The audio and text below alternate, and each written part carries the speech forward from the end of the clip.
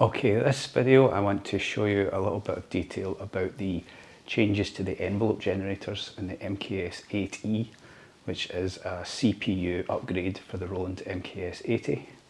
It's shortly going to be available, and there's also a similar upgrade for the Jupiter 6, which will be along shortly afterwards. So the MKS-8E is like the last of the fully analog Roland analog polysynths. It has analog VCOs, analog filters, analog BCA. The signal path is analog all the way through. But like a lot of other 1980s polysynths, they moved away from hardware circuits for envelope generation and LFOs, and the envelopes and LFOs are generated by a CPU on the voice board, a little microprocessor. So while the analog side is like the pinnacle of analog synth design, the digital technology of the time was somewhat lacking in processor power. So the MKS-8E is sometimes described as being good for pads, which is a kind of synth seller's euphemism for it's got crappy slow envelopes. But what I've done the last couple of years I've been working on this project is I've built a little daughter board that replaces the original 8051 microcontrollers, which are an 8-bit microcontroller that runs with a clock of 12 megahertz. And I've replaced those with ARM Cortex microcontrollers that are a modern 32-bit microcontroller with floating point arithmetic and a 168 megahertz clock speed. So all things considered, those processors are about 200 or 300 times more powerful than the original processors if you compare them using like a standard benchmark for that type of processor. So what I'm going to show you in this video, I have the MKS-8E set up here, and it is connected to my Circlon, which is there, and the Circlon has some track values set up to edit the envelope parameters. And I've added software to the MKS-8E operating system that will receive the same CCs for the envelope parameters as my old faithful Jupiter 8 receives. The Jupiter 8 has a Groove Electronics MIDI retrofit. Apart from that, it's just all standard inside internally, but it can receive parameter edits by MIDI. So what I'm going to do is show you some oscilloscope traces, show you what the difference is between the original envelopes in the Jupiter 8 and the MKS-8E, and it's one of the reasons why the MKS-8E sounds very different from the Jupiter 8 in terms of how snappy the envelopes sound. Okay, so I have a pattern set up on Circlon that's playing the Jupiter 8 and the MKS-8E. They're both receiving the same MIDI data. And I can just start the pattern. You'll hear it's just a quick snap, open and close of the filter. So if we look at the oscilloscope trace, you can see that the shape of the envelopes is quite different. Probably help to zoom in. I can change the time base on the oscilloscope.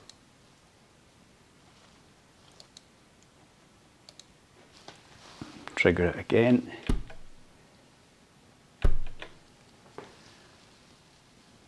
That's at 2 milliseconds. So you can see that the whole duration of the envelope on the MKS-8E, and this is at the fastest possible time. So the shortest envelope that you can get is this 4 millisecond kind of square looking pulse. Now the reason it's that shape is because the envelope CVs, the CVs that are controlling the filter, are generated by a digital to analog converter that's being put through a demultiplexing circuit. So basically the same digital to analog converter is generating lots of different CVs, and it does that by dividing its time amongst each one in a cycle, a refresh cycle. And the refresh cycle on the MKS-8E takes roughly 4 milliseconds. So the CVs can only change once every 4 milliseconds. So it's going as fast as it can. The shortest envelope can do is this square looking 4 millisecond pulse. So you'll see that the red traces the Jupiter 8's envelope, so you can see it's a much sharper spike with a smoother shape. You'll also see that it's about 10 milliseconds behind the MKS-8E, and that's just because the Jupiter 8's old processor that's in control is slower to respond. So I have track values set up on the Circlon, and I can increase the attack time. And as I turn the attack time up, you'll hear that the envelopes start to sound different, and you'll also see the shape of the envelope changing. I just need to adjust the time base on my scope, so we're looking at a longer period of time as these shapes get longer. So the obvious difference here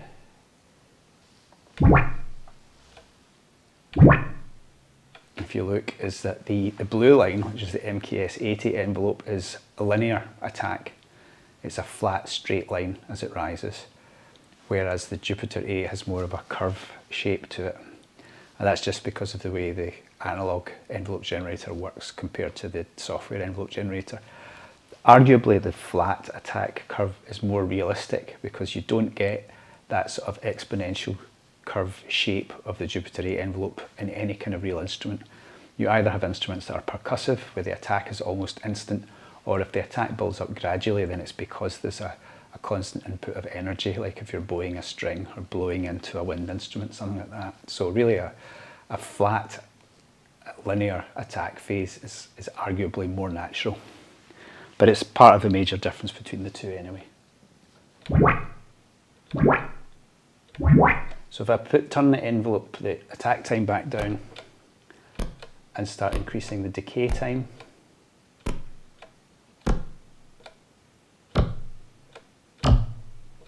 you'll see that the decay time of the MKS envelope increases much more rapidly than the Jupiter 8's does. And it's also a different sort of shape.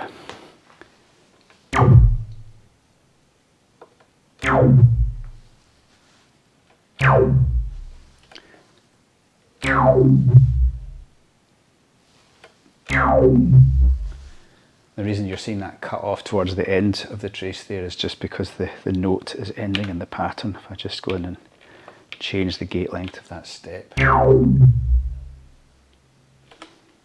So in some ways the MKS-8E envelope, because it's flattened out in that way, which is part of just the way the software is designed, it's just the way that the curve is generated, it sounds more like a somewhat compressed natural envelope.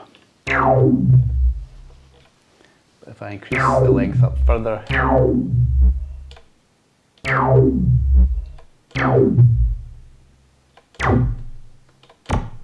and I'll turn the attack up a bit more,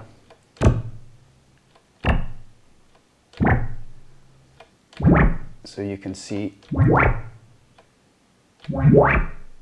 the MKS still has this linear attack. And they're quite different times. The way that I've set this up, both machines are receiving exactly the same value for the attack time. The MIDI CC has a range of 0 to 127, and I'm sending the same value in that range to both synths. But just because they have fundamentally different envelope generators, you get a different end result. But if you look in at the MKS-8E now, the MKS-8E modification adds this new parameter to the envelope generator, which is a curve parameter. You'll see at the moment the curve is set to MKS.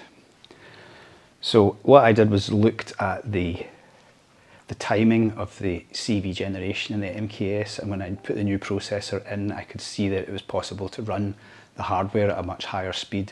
The limitation in the refresh time was really just a limitation of the original processor rather than the CV generating hardware. And I found I was able to run it at 4 times the speed. So if I change the curve up to Jupiter 8, and start playing you these notes,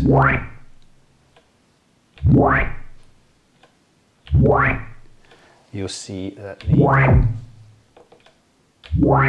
the Jupiter 8 curve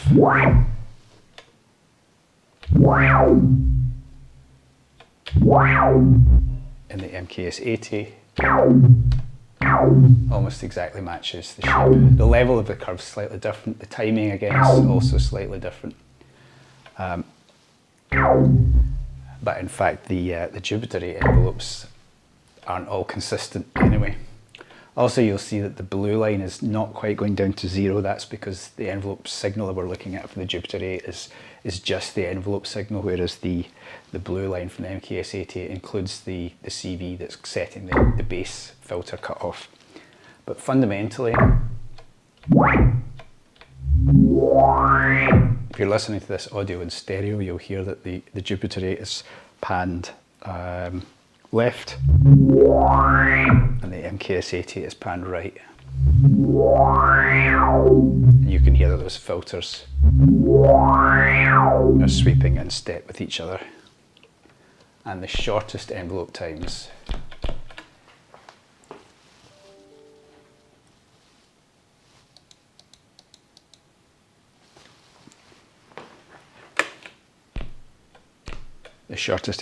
in the MKS-8E are now just as fast.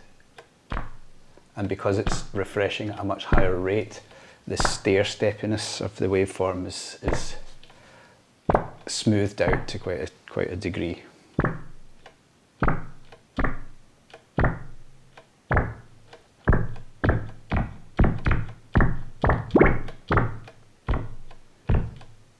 So if I put this curve setting back down to MKS, you'll see that the envelope timing is totally different for the same parameter value, that is. And the stair steppiness is back because the shape of that stair step is a fundamental part of the character of the MKS-8E. So rather than smoothing it out, I've kept it in the MKS mode exactly as it was originally. And if you want snappy envelopes, set it to JP8 mode. The other thing that I've done, if you look at that shape there, if I set it down to JP6 mode, you'll see that the envelope in JP6 mode is exactly the same shape. There's the Jupiter 8, Jupiter 6, MKS-8E. So the Jupiter 6 is exactly the same shape as the MKS-8E. The difference is that in the MKS-8E, now the MKS-8E is basically a rack mount version of the Jupiter 6. The voice boards are almost identical, the software is almost identical. But on the MKS-8E, they added velocity sensitivity. And when you're adding velocity, that means you need to scale some of the control parameters by another value for each note that's played. So it's being scaled by the velocity value. And scaling means doing a multiply. And 1980s 8-bit processors are very slow at doing multiplies.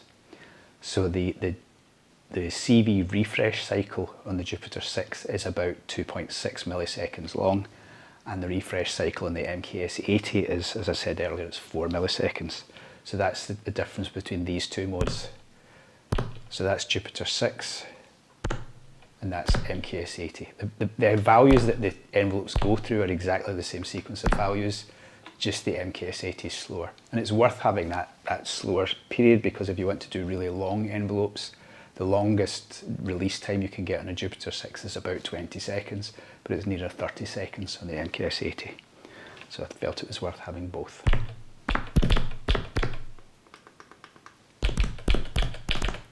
And also definitely worth having Jupiter 8 snappiness.